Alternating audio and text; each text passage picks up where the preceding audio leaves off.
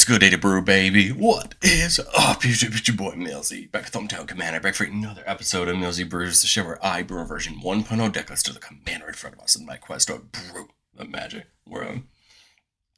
You know the motto, baby, it's ABB, always be brewing, and that's what we're back to do today. The deck list is going to be down in the description for you below, as well as I'd really appreciate it if you could interact with the video, like, comment, subscribe, consider checking out those links in the description. The Discord is up and popping, I'd love for you to join. But today, we're starting off Mardu Week, and I thought it was only about right for me personally to start off Mardu Week by updating and kind of rebrewing my brew for Caesar Legion's Emperor.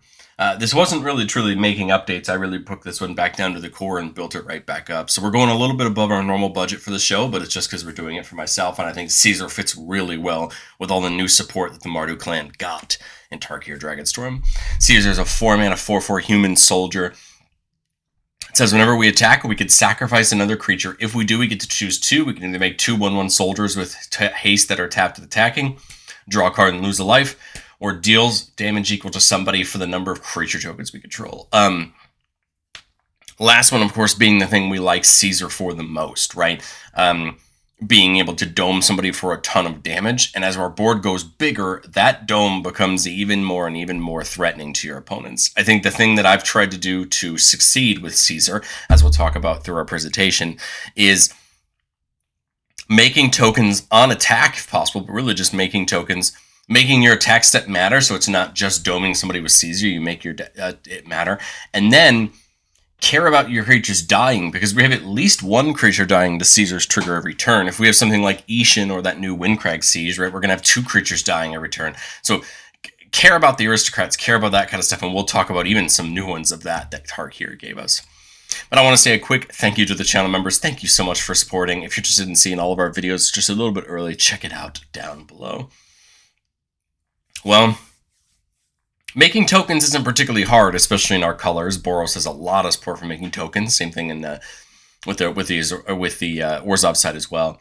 But I think the new pieces we got in Tarkir just really help. You know, one of our favorite cards in this deck is something like Adeline, right? Making a human that's attacking each opponent. Every time we attack, Adeline doesn't have to attack to do it, which is a great ability, because then we're going to always get it every time. And the new Anok Strike Leader to me feels a lot like Adeline. Whenever you attack with this creature and or your commander, for each opponent you make a 1/1 goblin, tap and attacking that player. That is a great ability. That's effectively one of the reasons we love Adeline so much, is because she puts down 3 tokens every turn. But Strike Leader adds that awesome upside to be able to sacrifice itself to protect all your tokens with Indestructible. This is a huge deal, because I think what generally is going to happen, and rightfully so, is at some point your opponents are going to have to wipe our board to stop us from winning the game. I mean, as they should.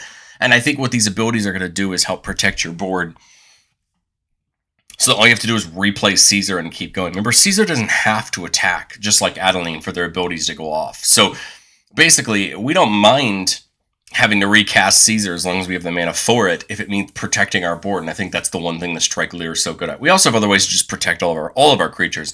But again, protecting our tokens, which are the things that Caesar's third ability cares about the most, I think make a ton of sense. And Impicall can be a little bit slow. There are the games where she doesn't get off the ground running, which is a really interesting effect. Whenever one or more non-gnome creatures attack, we put a counter on Impicall and make gnomes that are tapped and attacking equal to the number of counters on Impicall. I just like this ability. If you see her early, she starts the ball off rolling for you. This, to me, kind of feels, honestly, like the Mobilize mechanic.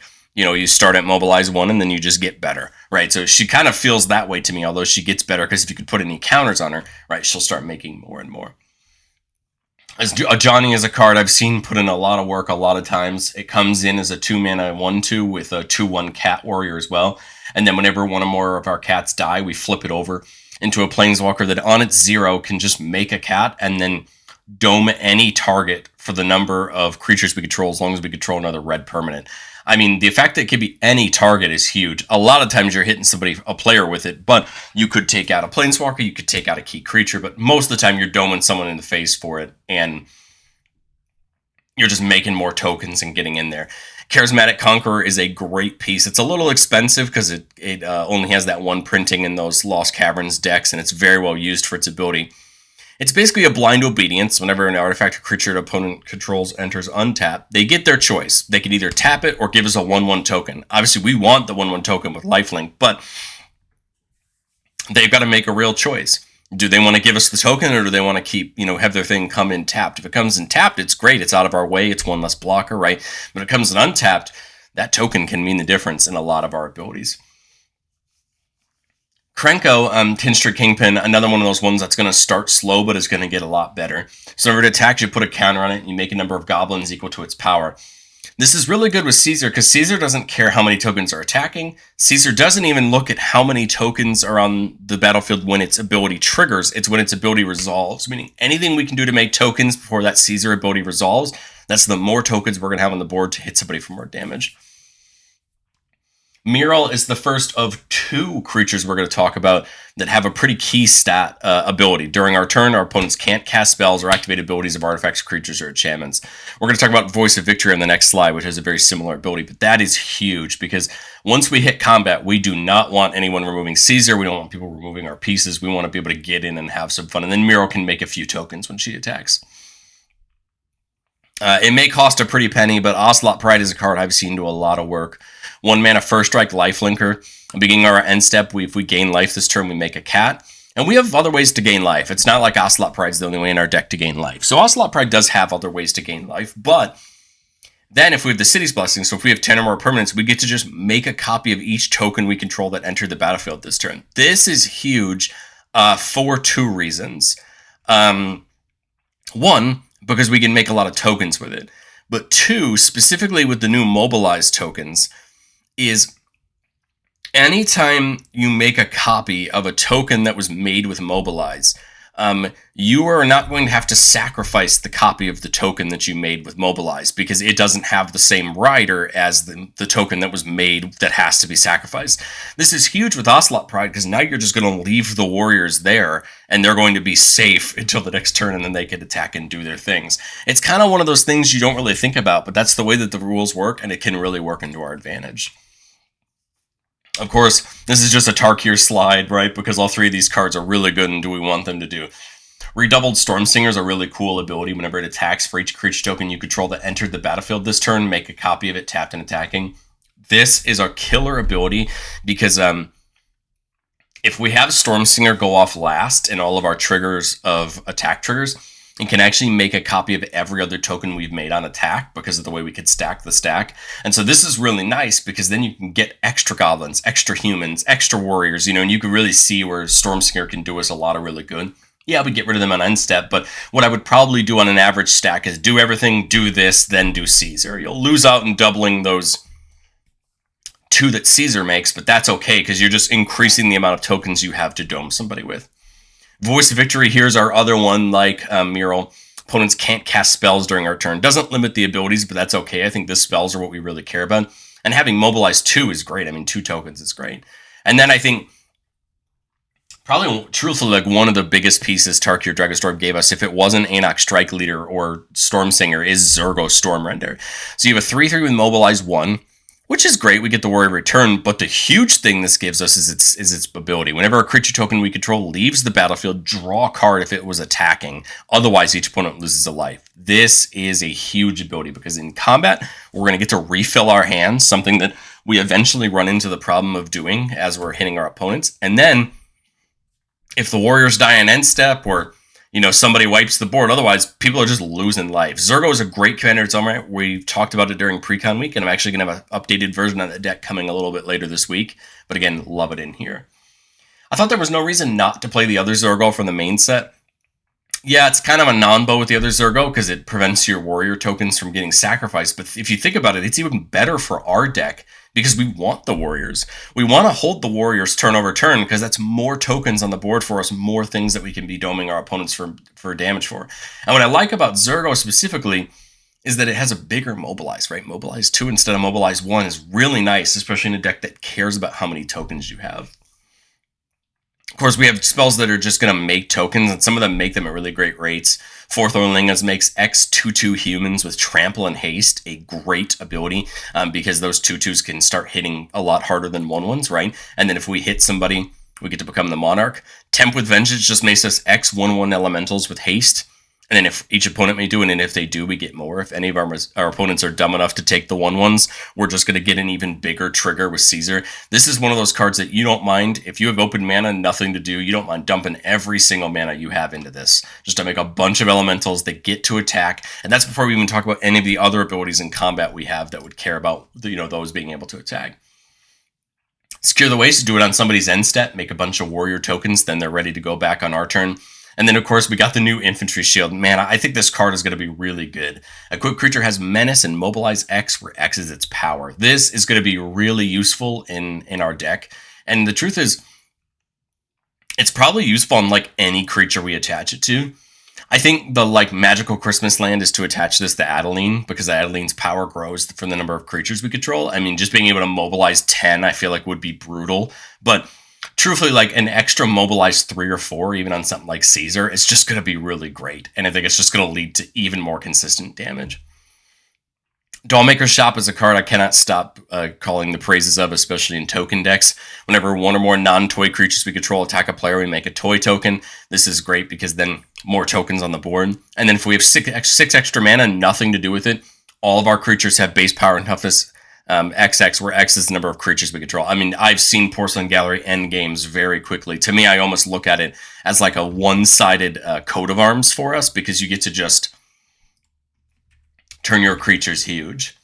But I think where we take this deck into its heights is by caring about attacking, because we want to do it anyway. In fact, we talked about creatures, right, that make tokens when they attack. So how do we make this even better for us? Well, Arabella deals X damage to each opponent. We gain X life, where X is the number of creatures we control power 2 or less when it attacks. A great ability.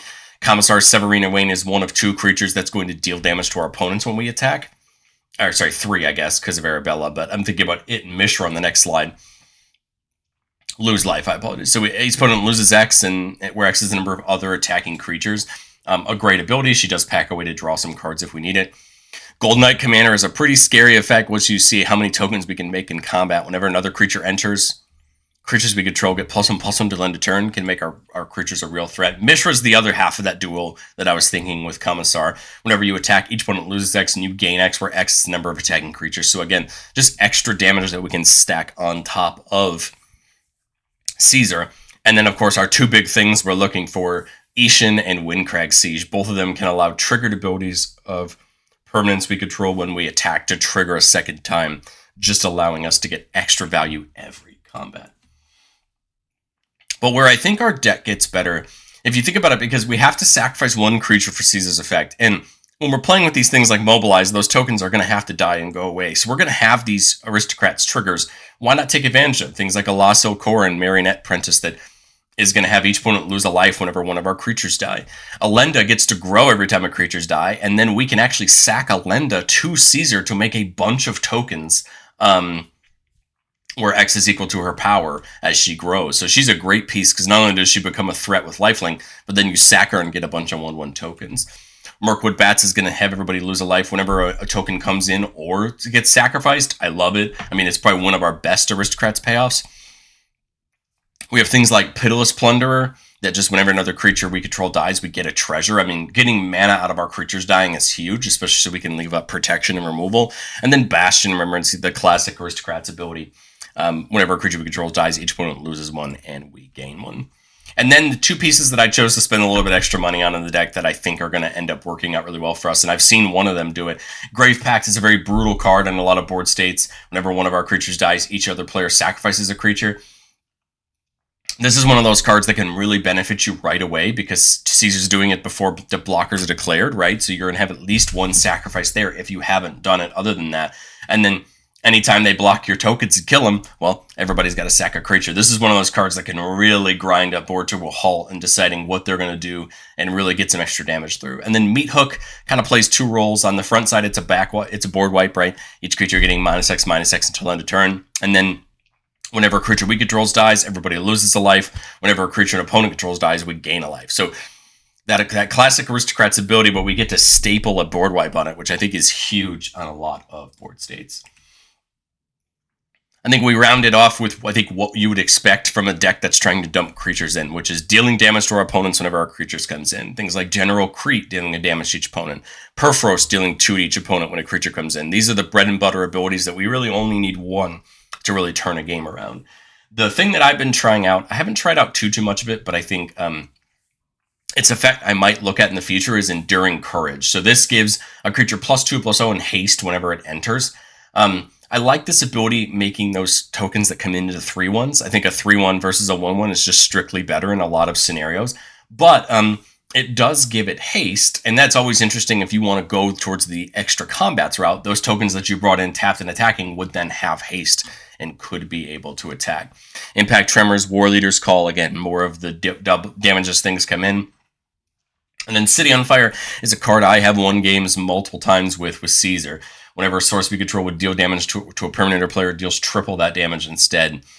Even if you're only dealing 5 or 6 with Caesar, there's a huge difference between 6 and 18 damage, and it really starts to stack up. I have won games almost on the spot by using City on Fire to dome one person out, and then the rest of the combat resolves, dealing with other people. I love City on Fire, and the fact that you could convoke it out makes this card so much better as far as playability. But I've said it before on the show, and I'll say it again. No deck's ever complete, even though I've been playing Caesar for a while, and I've been really messing around with it. I think every deck has things we can do to make it better and to grow. And I think 2 cards specifically that I'm really considering for this deck, because I see the benefit of both of them, are Bone Care, Butcher, and All Out Assault. These are 2 new cards. The Butcher may look kind of mid. It's a 4-mana 4/4 with Mobilize 2. But what I like about it is giving all of our attacking tokens Death Touch. Often, I think in token decks, you attack and your creatures get just jump blocked. And what I like about this is it's going to force your opponents to really think about whether they're blocking and trading into our 1/1s. Same thing with All Out Assault, giving them +1/+1 and Death Touch across the board. All of our creatures having it is a huge deal. Our opponents have to really decide if they're going to block and trade into our creatures or if they're going to let them go through. All Out Assault just adds the upside of giving us an additional combat, which I feel like is a nice thing. It can be very useful. Cathar's Crusade is a card I took out, and I've been thinking about bringing back in. It, to me, fills the same slot as Gold Knight Commander, where you're getting that buff right when creatures come in. I think the problem with Cathar's Crusade is a lot of the times it is higher up on the mana scale, 5-6 mana, right? Whereas that Gold Knight's 4 mana, it's just easier to get that creature in. But, I mean, Cathar's Crusade can really end a game, right, the second it goes off, just like Gold Knight, right? You get a good combat where you're making 6-7 tokens, and you can really just affect the board state. I think my goal with Cathar's Crusade is to see, do I need that ability more? And if I do, then I'll bring it in. But for now, I think I'm willing to leave it here in the maybe board. But let's get into our playtests. Remember, the goal of playtests on our channel is not to find magical Christmas land. It's not to show off our best plays, but it's to get into a game scenario and understand how we set up our board state. Here we're keeping a 2-laner with Flawless Maneuver, Arabella, an Impicall, a Dollmaker Shop, and Boros Charm. So we got a couple lands. We're looking for really like 1 or 2 more, right? But we have Arabella we can get down. We have the Dollmaker Shop at minimum right now. We just need to hit a red source for these guys. And we got some great protection. Well, there's our red source. That's perfect. I think we'll throw it down turn 1, just so that way it'll come in taps. We have options here on turn 2. Turn 2, I mean, I could see Arabella. I could see Dollmaker Shop. Like, Arabella would be perfect to go into an Impicall next turn so that it can attack and trigger an Impicall. But I could also see the want to put something like Dollmaker Shop down here. But I think Arabella makes the most sense, because now on turn 3, you play the Inimpicall. Arabella is going to have to attack here. We pick our opponent that we, hopefully maybe we can get something in. And so remember, anytime you have multiple abilities trigger on the stack, you could choose the order you're going to put them on. I'm going to put an Impicall on the top, making the gnome, because now Arabella is going to dome everybody for 3. It's like 3 creatures of power 2 or less. That gnome comes in tapped and attacking. Most of the time they end up dying, but hey, the point is we got an extra trigger on that Arabella. Now on turn 4, I mean, we do have Caesar mana. I kind of honestly don't mind going like Dollmaker Shop plus Intangible Virtue, just to better set up for next turn, because I can get Caesar in and I could get somebody for 2-3 this turn. because the Nimble will make 2. You sack 1 to Caesar, and Caesar makes 2, which would be 3. I'd rather just do something like this and have access more to next turn, because now a Nimble and Arabella both attack. And Nimble makes the 2 gnomes. Now the gnomes, unfortunately, won't trigger Dollmaker's Shot because they didn't declare an attack, but we did have 2 creatures attack our opponents, so that's 2 toys. Right, and now Arabella's going to see 3, right, because the toys aren't attacking. So she's going to see 3 again, and Impicall got a little bit bigger. But that's okay. I mean, because that's 3 damage. They're 2/2s, and they have Vigilance. Not that it matters, because they came in tapped it attacking. But now, right, now we've got our board state really set up. We come into this turn, now they all have Vigilance, so they can attack right and block. We still are only at 4 mana, so like Caesar's an option here. If we go Caesar here, it's 4 tokens, up to 7 with an Impicall, back down to 6, up to 8 with Caesar. So we'd be doming for 8, which isn't terrible. And then that would be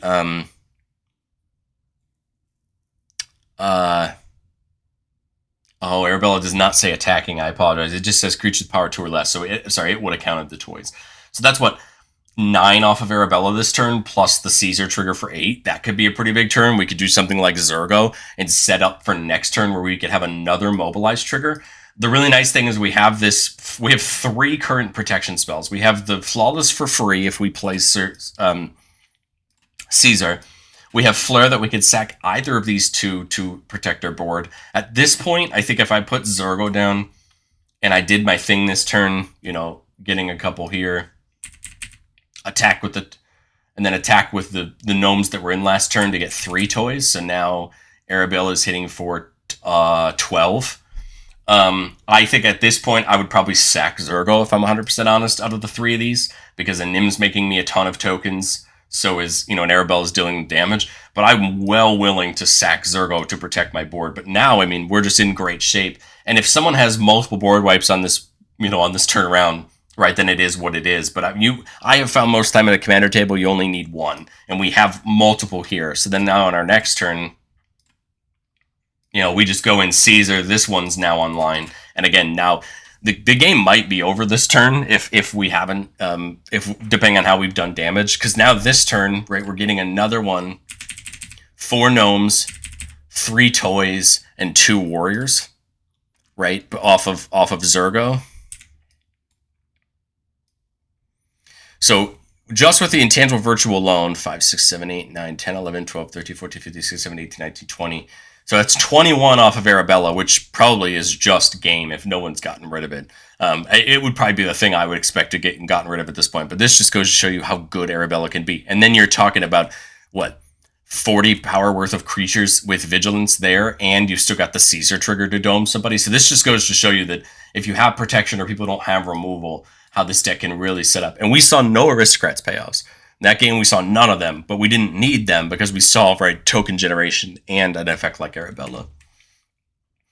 This one, we're keeping a 2-lander, but it's a pretty great 2-lander. We got 2 Talismans and a Soul Ring, and then that new Zergo. So this is almost perfect because we're going to go right into, Soul Ring Talisman, right?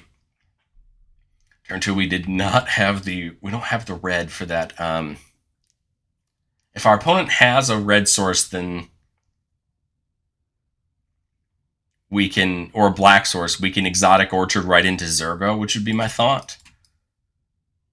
Lose the life there, and then just use the Soul Ring for the Talisman and just get Zergo set up for next turn. Remember, the great part about Zergo is that when those creatures die during combat, we get to draw a card, otherwise people lose a life, and we want them to die in combat, right? Get us that life back.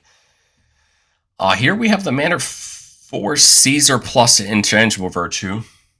So the way that this would work, right, we have no creatures for Caesar, but the way this is going to work, we're going to resolve Zergo first, making that warrior, right? And then we're going to resolve Caesar, sacrificing the warrior to make those 2 soldiers. And what this is going to do is this is going to then draw us a card off of Zergo immediately because it died. Technically, that warrior died while it was attacking, right? And then I would probably draw with Caesar here instead of doming somebody for 2, because, truthfully, I think we're okay. I'd rather have the card. If people block these and die, that's great. Maybe we get an extra card out of it. Otherwise,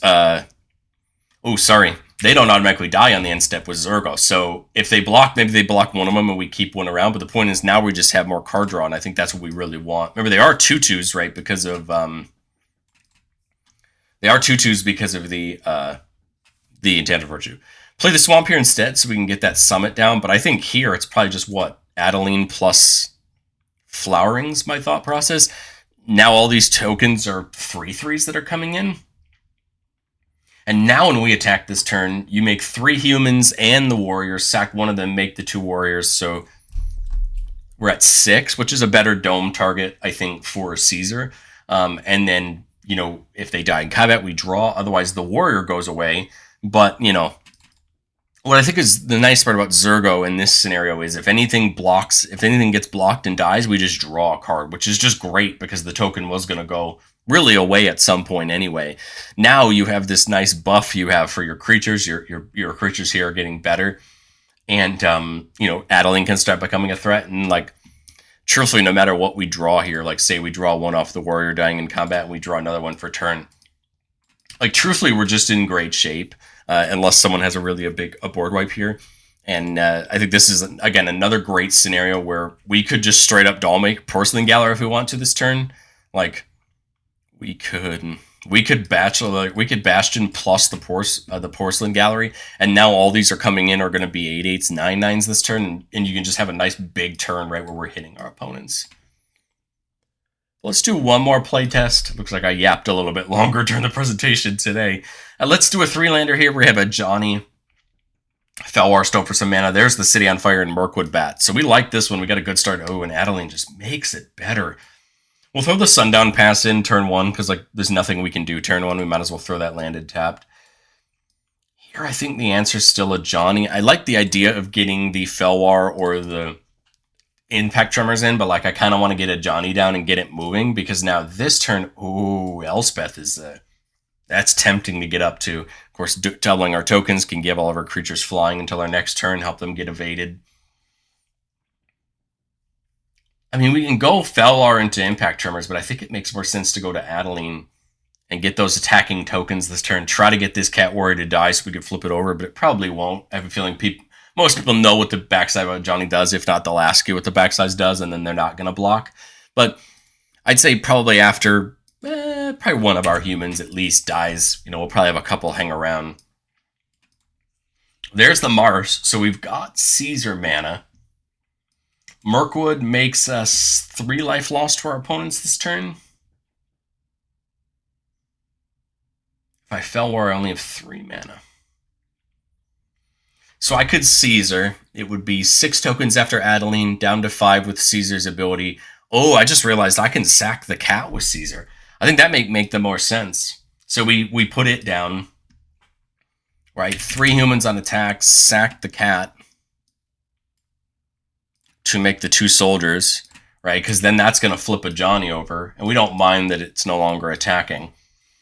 Dome somebody for 7, right? And then Adeline's attacking, so it's a big threat. And then on our main 2, we 0 a Johnny, because we do have another red permanent, and now we dome somebody for 10, because it's the number of creatures you have, right? There's 18 damage in just 1 turn. And now if we can hit another mana source, I feel like the answer is Elspeth, but let's see. Well, we did, and that's just perfect, right? Because now you, what makes the most sense? Probably zeroing Elspeth, right? Put a counter on all of our tokens, get them everything we own in the air, and then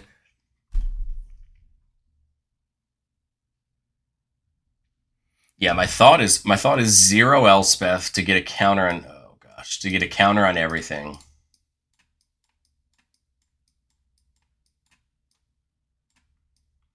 Then we go to combat. 3 more humans, right? Because of 3 more humans because of Adeline. Sack one of the humans we just made and get 2 more soldiers with Caesar. Dome somebody for 3, 4, 5, 6, 7, 8, 9, 10, 11, 12 damage. Oh, sorry, and you get double. I apologize. So 3 more humans, 2 more soldiers. 17 damage to one of our opponents. And then on main 2, we just activated Johnny, making 2 more cat warriors, and that's 4, 5, 6, 7, 8, 9, 10, 11, 12, 13. 19 damage to somebody, and that's before we even talk about how all those tokens that we made, that all the original tokens we had are in the air. The new ones, you know, come in and still are attacking. I mean, again, just shows you how good Elspeth can be.